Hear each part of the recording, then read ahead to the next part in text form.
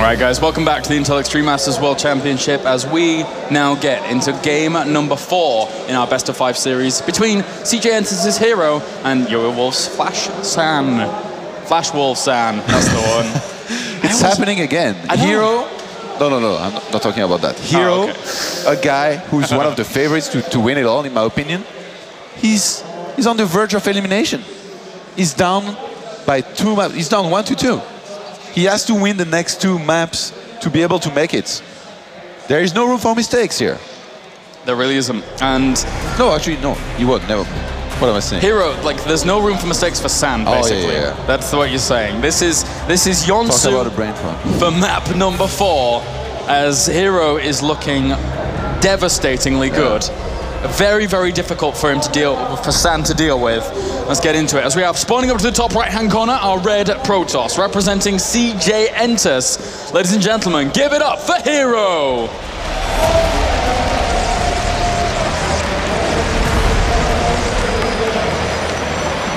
And down to the bottom left-hand corner, our blue Protoss, representing YoY Flash Wolves. Give it up for San! It's funny how I can't register that he actually won that game. It was... If anybody asks me, I'm like, he lost that game. It's mind-blowing. You don't win those situations. You don't. Oh. And we've seen absolutely insane comebacks yesterday in 2 of the series. And no, again, he's...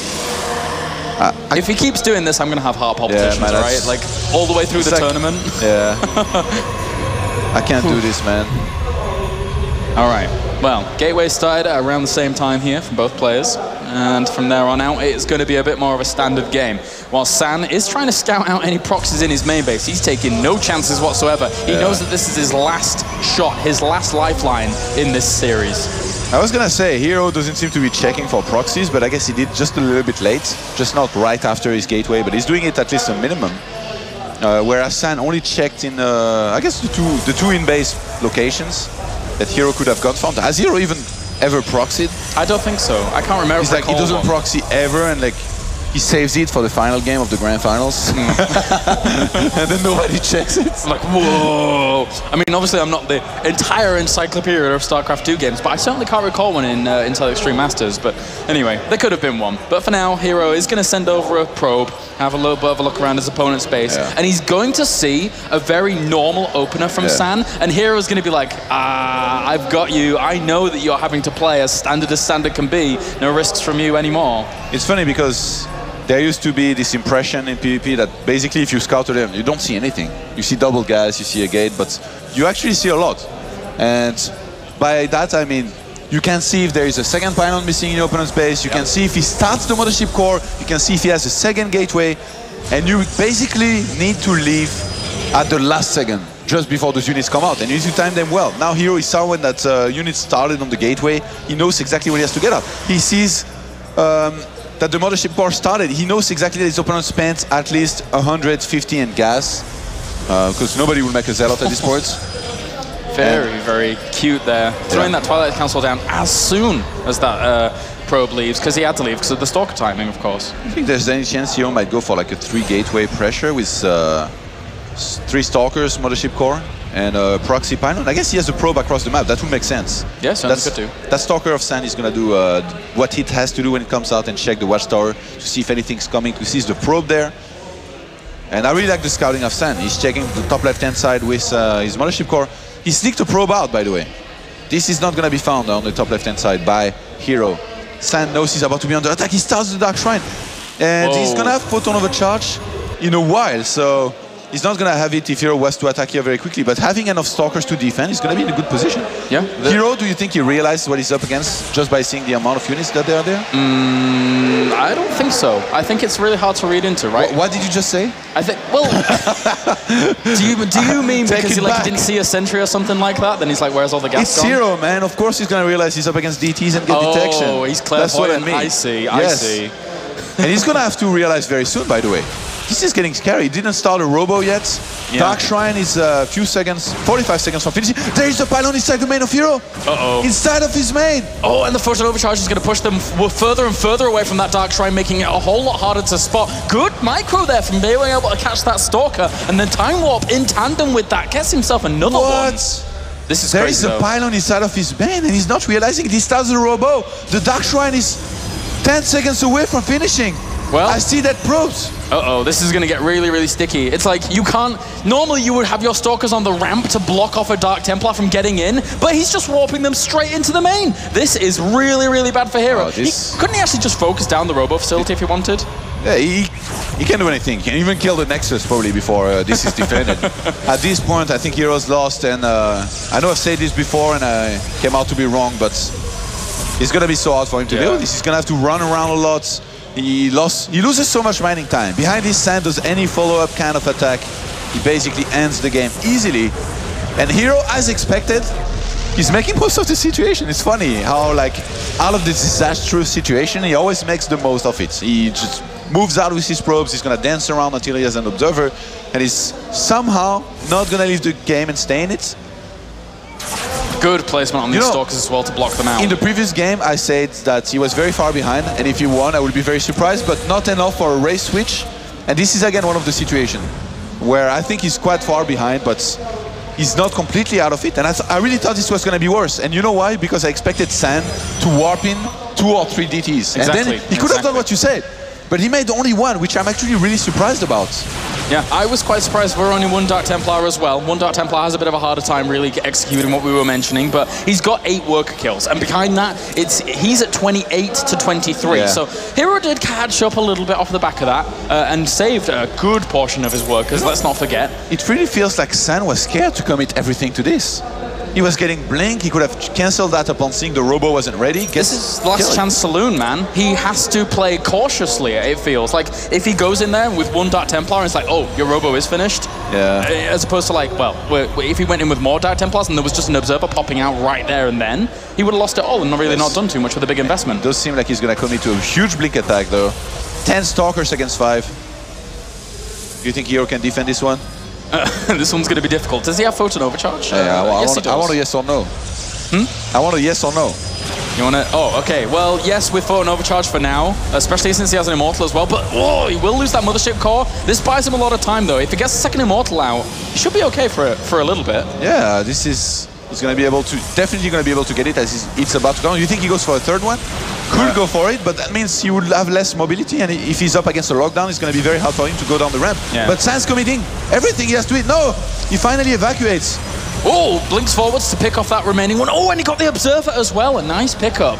It's so funny how San was going to commit to this, then he saw the second immortal. He's like, oh god, he just cancelled the pylon. Oh, okay. No, never mind. Oh, actually, he catches these units in a really compromising spot. Oh, the immortals. They're very, very vulnerable. Run home. He realizes, he knows where the Stalkers are in comparison. He's just zoning them out really nicely. The immortals have to stay sturdy, stay in the right position. Get to the safe zone, man. Get to the safe zone.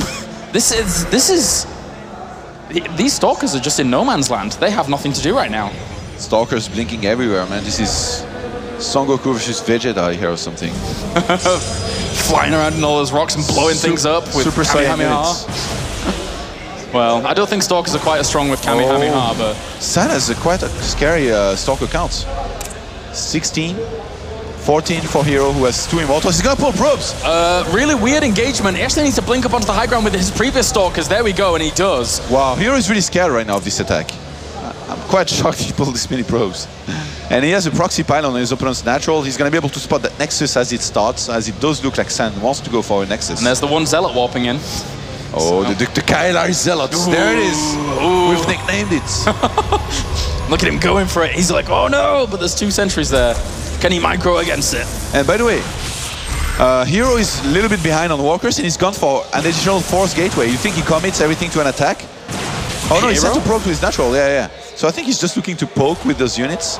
I think you have to be careful. You move too far out of position with your immortals, you're not going to run home. They're very slow guys. I think he's secured himself a good spot to try and play this game out further, considering the openers. Zealots and a sentry ready for Sand. I don't think herO should move up that ramp. No, no, no. Oh, I think he's gonna go for it. This is a mistake. If the Immortals get caught on the wrong side, oh, it's actually squeezed on through there. That was not expected, but there you go, it falls down. Having those Immortals get caught on the wrong side, obviously Blinkstalkers can get out, but that poor little Immortal. You saw how conflicted it was about like choosing a side. Like, should I go? No, no, I have to. Ah, well, he actually blinks on forwards to try and kill off what he can. And that one Immortal is doing a lot of work from the back because it's not being focused down here by San. And actually the army supplies are going in favor of herO.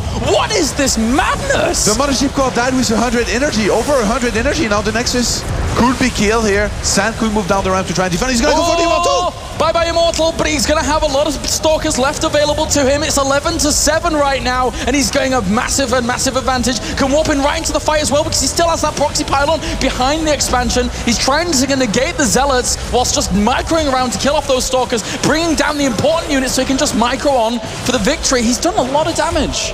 This is... I don't even know what word can qualify what just happened again. herO this is not supposed to work.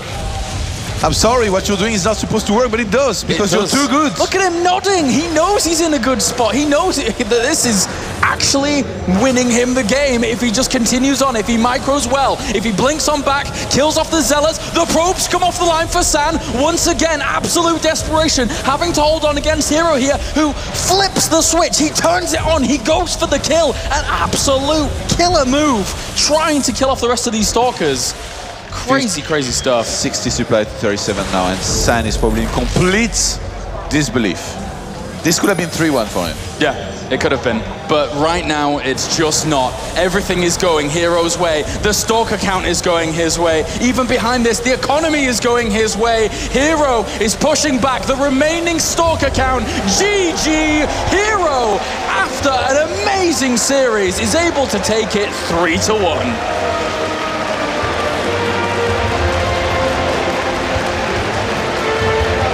Utterly unbelievable. A crazy game number 3, followed up by a brilliant comeback in game number 4. Unfortunately for San, he is now out of the tournament. But there you go, and there is CJ enters his herO. Ladies and gentlemen, give it up for herO! That was for me. That was for you? That was for all the audience here. The crowd love him. I know a lot of people back at home love him, and he advances on to the semi-final. Ever so graciously defeats San. He showed a great performance, but when you run up against herO in PvP, sometimes doesn't go too well. What do you make of it, Todd? I don't even know, man. This is ridiculous. He's winning games he should not be winning. This attack, he clearly should not attack. There was a sentry ready, that Immortal got pushed in, and San was blinking correctly. And you know, when you're defending here, also you whop in a bunch of Zealots to help and tank, you blink correctly, you're gonna do well. His Mothership Core died with 102 energy. That means he had another time warp available, which really would have helped again with this. Even though it's Stalker against Stalker, you kind of block your opponent, the reinforcements are gonna take some time to come in. The Nexus wasn't ready, so he couldn't use Photon Overcharge for it. I don't know. I don't even know what to do anymore. Oh well, and we are going to now send it over to the stage to find out what our herO has to say, moving on to the round of 4. Thank you, guys. With herO, CJ, it's a herO, everyone. Congratulations. I have to start by talking about Polar Night. I mean, there's lots of things we can talk about, but in particular, the third map. I don't think Todd understood how that won, and I don't think half the crowd understood how you won that game. But explain it from your point of view. Just how did that go down for you? How did you manage to come back? How did you win? 세 번째 판, 첫 번째, 두 번째 판은 그냥 사람 이기고 히어로 선수가 하면 이겼는데 세 번째 판은 사람들 아마 대부분 이해가 안 될 거다고 어떻게 그 판을 이겼는지 일단 저도 이해가 안 돼요. 이긴 게 그 경기는 이미 졌다 생각하고 다음 경기를 위해 상대 선수 조금이라도 신경 거슬리게 하자 하고 전멸 추적자를 막 뽑아대가지고 컨트롤 하려고 했는데 어떻게 왔다 갔다 하다 보니까 역전이 된 것 같아요. So he said, to be honest, he doesn't understand either how he won that game, and he was like, okay, I lost this game, so I just gonna try to make him more exhausted. I just try to make the game longer, and but at the end it went like back and forth, and then somehow he was winning. So like he didn't understand it himself. Okay, well that's very honest of you. The fourth and final map again. You seem to have this resilience. I don't know what the Korean word for it is, but I'm sure we're going to hear it in a moment. But what is it about you that just never gives up? 왜 절대 끝판도 절대 포기 안 하는 DT도 오고 지금 프로도 많이 죽였는데 근데 만화 절대 포기 안 하고 계속 싸우는 그 왜 그러는지 포기를 안 하고 끝판에 지금 네 번째 판 마지막에 싸운 거요? 그거는 일단 상대분이 뽕뽑기를 하셨는데 제 병력이 밖에 나가 있는 상황이라 좀 당황하긴 했는데 제가 불멸자가 2개가 있기 때문에 그 병력만 잘 돌아올 수 있다면은 그 싸움은 이길 수 있을 거라 생각하고 있었어요. So at the last map when he actually had this stalker like misposition but he was sure that he could win the fight because he had 2 immortals out, and if he can get his stalkers back to the army, he was like sure, okay, if I just get this set up right, then I should win this game. So okay, what is it about the Intel Extreme Masters that seems to light you up? Because you've been great in Pro League, you're in GSL round of 8, but until you came to a foreign tournament, we didn't really know much about you as the CJNTS herO. But Intel Extreme Masters, you have a record right now which reads 15 wins, 1 loss, 2 titles. What is it about Intel Extreme Masters? 요즘 해외 대회 IEM 처음 나오기 전에 대부분 아마 너 누군지 잘 몰랐었고, 근데 나와서 IEM 2번 우승하고 15승 1패인가 이때까지 15승 1패인데 왜 IEM 올 때마다 이렇게 잘하는지 무슨 이유가 뭔지. 그거 이유는 딱히 모르겠는데 그 전에 해외 대회는 다 졌었는데 IEM은 예선부터 다르더라고요. 예선부터 뭔가 그냥 잘하는 선수도 쉽게 이겨지고 그냥 느낌이 계속 좋은 것 같아요, IEM은. So he doesn't know why he's doing good in IEMs because actually at other foreign events he doesn't do that well, but when he actually started playing IEM, playing the qualifier, it felt different. He just beats actually good players kind of easy and just advance, and he thinks like just IEM fits him really well and he can play like his best games. Okay, last question for you. What is it like playing in front of a tremendous crowd like this and hearing them chant your name? 요번 아파트에서 크라우드 사람들 정말 많잖아. 여기 앞에서 게임하는 거 어떤지, 기분 어떤지. 그리고 이름도 부르고 하는데. 일단 첫 경기 할 때는 많이 긴장한 모습 보였는데 지금 뭐 날라왔다. 지금 이 분위기에 열광적인 분위기에 적응하고 있고 즐기고 있어서 잘 되는 것 같아요. 그리고 지금 적응을 끝마쳤기 때문에 저를 응원해 주시는 팬분들은 제가 우승하는 과정을 즐겁게 지켜봐 줬으면 좋겠어요. So it's like at the first game he was quite nervous and stuff, but because it's like an amazing crowd and so many people here, and he can hear people shouting his name and like cheering for him and stuff, and he's really happy about it, and he hopes that the people just keep cheering for him and he will give his best to win this tournament and at the end. I'm sure they will. Ladies and gentlemen, CJNTS herO. And with that, we'll head back for the thoughts of our analyst panel with Jeff.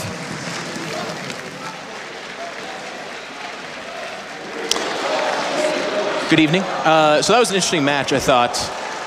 The comeback of herO, he did it again. He did. How did he do it, though? That was a little bit crazy. No, seriously, Apollo, how did he do it? I don't know. He doesn't know. Do you Todd know? doesn't know. Do you know? Does Red Eye know? No, I don't know. Should we ask herO if he knows? He doesn't know. He doesn't know. So how do we know? That's all I got. No, but seriously, so fantastic PvP series. Yeah, it was really good. The proxy gates, of course, are a little bit anticlimactic, although I will note, it's kind of funny. Usually when that happens, the guy just kind of leaves. herO stuck it in there and was just down like 5 probes. And then he didn't come back from that, but he was really just kind of down 5 probes and behind with No warp gate tech. No He units. just kind of survives. Yeah, it's hard to kill this guy, that's for sure. And we saw that against Hyun as well. He won't give up, so It's true. you have to really kill him. You need to put silver bullets in your gun before you fight this guy. Do you think he wins the whole thing or can win the whole thing? Well, both Dan and I, we thought San was going to win that series. Yeah. You still, Oh, that's true. you still don't think so? He's not going to win the whole thing? Who's his roadblock? These are too close. These matches are too close, and he actually should have lost against Hyun. He should have lost against Son there in that third game. So. Oh, no, Dan and I talked it through, actually. Because of game number 3, what should have happened is San wins. Yeah. The mental mindset there is the confidence and the momentum, so he actually goes on to win the series. So as far as predictions go, Dan and I still got that correct. We're pretty sure. Yeah. Yeah, we picked San to win. I won that one, though. I picked Technically, herO is the guy that advances, but San did win the series. Yeah, it's kind of like the Revival Jakji one. Technically, Jakji did Yeah, that's advance. true. Wait a minute. Yeah, he did technically, but we picked Revival then. That one I agree with. This one not so much. Sorry, guys. Interesting. Same. Claris picked with you as well, didn't he? That was our downfall. That was where I got a little worried cursed at the us, very beginning. Yeah, it was like, Hopefully Claris with us. I was like, well, all right. But let's talk a little bit. So you don't think herO's going to go further? What match is this set up, by the way? Who's he got next? The winner of the next game, which is Deer Polt. Yes. Deer Polt. Yes. And I think that if he plays against Deer, he's gonna. I think he'll lose that. But I'm not sure. I mean, he could win still. At this point in time, it's getting weird. This is getting hard. Imagine if herO did win, and every round he played, Dan's like, yeah, he should lose. And he just goes and wins the whole thing. Eventually he's going down. We're just going to doubt him the whole way until he wins his third one. I go back to GSL, I'm like, he's definitely losing this round. And he's definitely losing this round. The finals, there's no way he's going to win the finals. And then after he wins, you're like, well, next tournament, guys, he's so screwed. No, but herO's put on an amazing performance. That was an awesome PvP series. We were over here, like, we actually lost our minds a little bit with the casters. I could not believe he came back from that. It was really exciting. San going, we're seeing this low econ Tempest thing, by the way, which is really interesting. It's very cool because strategically what they're basically doing is saying, hey, that low econ Colossus you're doing, you're going to have to do something about these 1 to 2 Tempests that are just picking away at thirds of the health of the Colossus. The game prior to that, we saw, well, I think it was actually 2 games before, game number 1, we saw that he made a lot of Stalkers, did San, and that is obviously not the answer. You don't want to be making Stalkers against Immortal Zealot. And then in this game, he just kind of circumvented by like almost never engaging. He just kind of stayed away from it and ended up winning the base trade. Exactly. It was crazy. I can't believe that herO was able to pull these games off, but he did this as well against Hyun, and maybe he'll just continue to do it. Win games, like, basically no matter what. Whether he should win or should not, he's the winner. The next one's the most difficult, though, obviously. Polt Deer? If herO was to play the winner of those two, that's the one so? that, yeah. We'll I mean, I expected herO to win both of these games in the round 16 and quarters, but the next one's the hard one. I may jump on your bandwagon. Well, we'll see. Let's go to the stage now with Red Eye, though. Thank you very much, guys. And as ever, we are waiting to see who goes through to the quarterfinals. We have one player through right now to try and rescue this trophy, and $100,000 on the line. You can, of course, keep your predictions coming. Go to facebook.com/IEM. Make sure you predict all of the games that we've got for you today, and you too could be an expert on the expert panel next year. The fight for the trophy is still on. The $100,000 is getting closer and closer for CJ Enters herO. We'll be right back after the break with Polt versus Deer.